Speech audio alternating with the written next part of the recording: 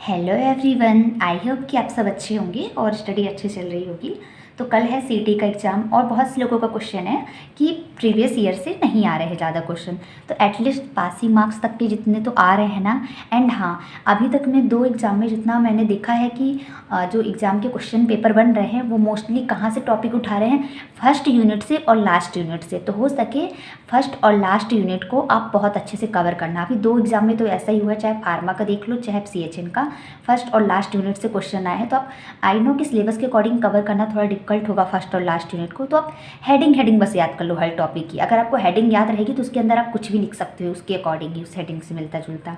तो आप फर्स्ट और लास्ट यूनिट तो कवर कर ही लेना सीटी की भी। और जो प्रीवियस ईयर क्वेश्चन है उससे तो लगभग आधा सिलेबस कवर ही है, तो आई होप कि कल का पेपर तो बेस्ट आएगा। तो चलिए हम स्टार्ट करते हैं कि IPR यानी इंटरपर्सनल रिलेशनशिप के क्या पर्पजेस हैं। तो पहला पर्पज है IPR फॉर एन इंडिविजुअल, यानी इंडिविजुअल के लिए, एक इंडिविजुअल पर्सन के लिए IPR का क्या पर्पज है, क्या ऑब्जेक्टिव है, क्यों IPR ज़रूरी है। पर्सनल ग्रोथ एंड डेवलपमेंट, मतलब पर्सनल ग्रोथ के लिए और डेवलपमेंट के लिए। ये सिर्फ मेन हेड, इस हेडिंग की भी ये सिर्फ मैंने सब हेडिंग्स लिखी, इसके अंदर आप खुद से डिस्क्राइब कर सकते हैं। जैसे कि पर्सनल ग्रोथ एंड डेवलपमेंट आप लिख के बता सकते हैं कि अगर इंडिविजुअल का IPR अच्छा होगा, मतलब इंटरपर्सनल रिलेशनशिप अच्छा होगा दूसरे लोगों के साथ, तो वो अपनी पर्सनल ग्रोथ और डेवलपमेंट कैसे कर सकता है, वो जिस फील्ड में है वहाँ के लोगों के साथ IPR मेंटेन करके रखेगा। तो उसका जो वर्क है, उसका अगर किसी वर्क में प्रॉब्लम आ रही है तो वो उनसे हेल्प ले सकता है, जिससे वो पर्सनल ग्रोथ एंड डेवलपमेंट कर पाएगा।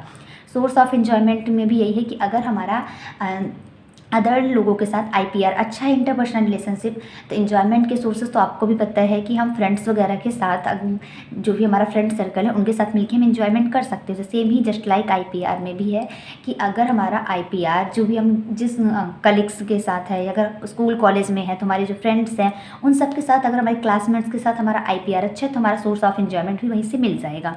सेंस ऑफ सिक्योरिटी का क्या है, अगर हम कम्युनिटी या सोसाइटी की बात करें तो हम जिस प्लेस पे रह रहे हैं, अगर वहाँ के जो पड़ोसी हैं, जो नेबर्स हैं, उनके साथ हमारा IPR अच्छा है तो हमें सिक्योरिटी भी फील होगी।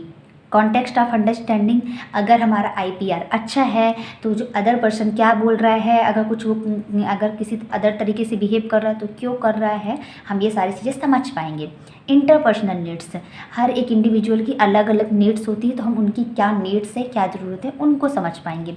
इस्टेब्लिशिंग पर्सनल आइडेंटिटी, अगर हमारा IPR अच्छा रहेगा तो अगर हम किसी ग्रुप के मेंबर हैं, वहाँ हमारा इंटरपर्सनल रिलेशनशिप अच्छा है तो हमारी जो खुद की पहचान है हम उसे वहाँ इस्टेब्लिश कर पाएंगे। तो ये इंडिविजुअल के लिए क्या है पर्पजेज, वो देख लिए हमने। नेक्स्ट है ऐसे ही कि IPR for nurses, interpersonal relationship nurses के लिए क्या पर्पज है, तो building a positive functional multidisciplinary team, मतलब IPR अगर अच्छा रहेगा तो एक पॉजिटिव फंक्शनल मल्टीडिसिप्लिनरी टीम होगी। मल्टीडिसिप्लिनरी टीम इस हेल्थ केयर टीम में बहुत सारे मेंबर्स होते हैं, फिजिशियन होते हैं, नर्सिंग ऑफिसर्स होते हैं, ऐसे मतलब वो सुपीरियरिटी के अकॉर्डिंग सारे टीम मेंबर्स डिवाइड रहते हैं और अलग अलग डिपार्टमेंट के मेंबर्स शामिल रहते हैं। तो अगर हमारा IPR अच्छा रहेगा बाकी हेल्थ टीम मेंबर्स के साथ, एक पॉजिटिव इन्वायरमेंट क्रिएट होगा।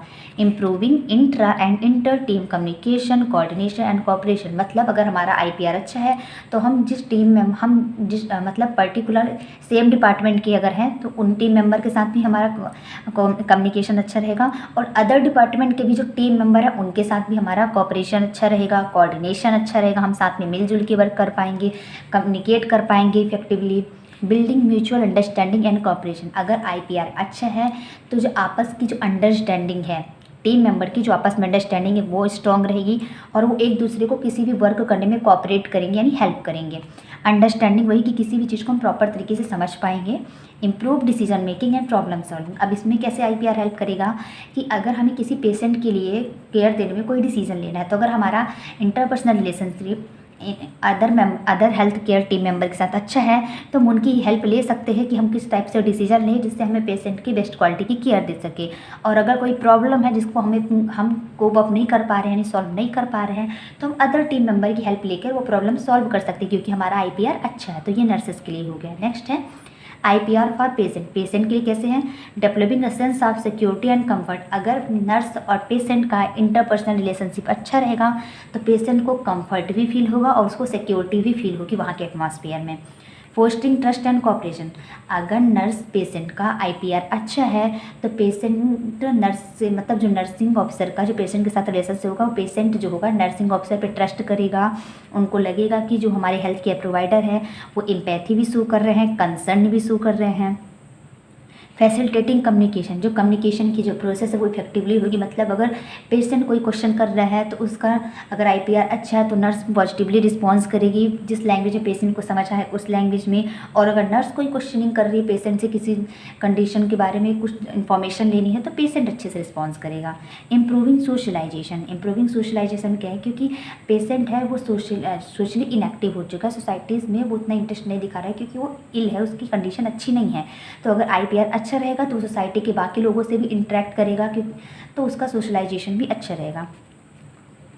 Developing and maintaining positive feeling, अगर इंटरपर्सनल रिलेशनशिप अच्छा है तो जो पेशेंट हैगा उसके अंदर पॉजिटिव फीलिंग्स भी आएगी, क्योंकि डिसीज या इलनेस के टाइम पे पेशेंट को लगता है कि वो अब जल्दी रिकवर नहीं हो पाएगा, कितनी सारी प्रॉब्लम्स आ रही है। लेकिन अगर आईपीआर अच्छा रहा, नर्स ने पेशेंट को सपोर्ट दिया, साइकोलॉजिकल सपोर्ट दिया और उसको उसकी काउंसलिंग की, तो पेशेंट के अंदर पॉजिटिव फीलिंग्स आ जाएगी।